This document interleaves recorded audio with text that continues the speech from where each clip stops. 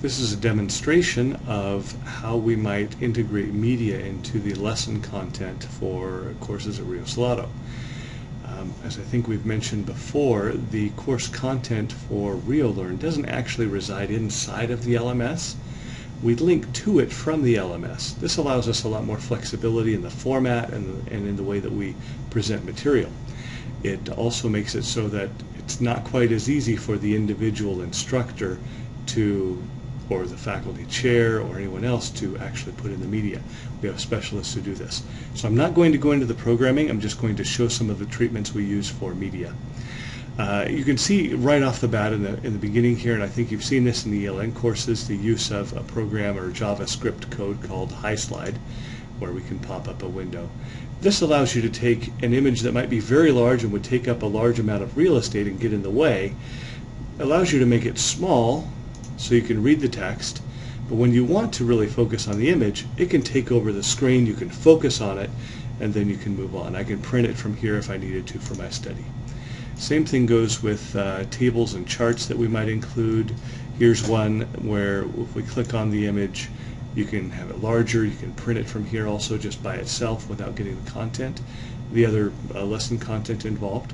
And now you can actually see and read the chart, and that's important. And you can focus on it when it's larger. I'm going to move down through some examples that we have. There were several minerals that we photographed for this lab, and we've reused these images over and over. So we've resized the images to a small format here. Again, you click on them, and you have a larger one. We've put some captions at the bottom. And continuing on down, you can see several others. They all do about the same thing. You can enlarge them and then minimize them as you go through. Moving towards the end of this lesson, there's a link to the lab that you've seen demonstrations of throughout the course, or the storyboards and the prototypes. And this is one of the labs that we built off of those prototypes. Here it is. I clicked it and it came up in a new window instead of in HiSlide.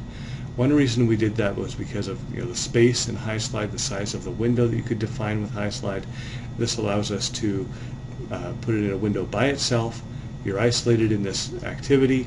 You can now do all of this interactivity here. All of the media is available to us. We'll hide the notebook. And then when you're done, you can minimize the window or close it out, and you're back to your lab. Okay? That's just a series of ways that we can work with multimedia inside of the content for RioLearn. Again, it's in a separate HTML page, so anytime that you are putting your content into an HTML page, you have a lot more flexibility than you do if you put it inside of something like Blackboard or Angel that may have restrictions on those things. It also means that you have to come up with your own scheme for sharing media across courses. The structures are built in some LMSs like Blackboard or Angel. When you're using your own HTML page, you have to come up with file structure and sharing schemes so that you don't have multiple copies of the same graphic out there. Okay. Hope this helps you to understand a little bit more how RioLearn works when you're trying to incorporate media.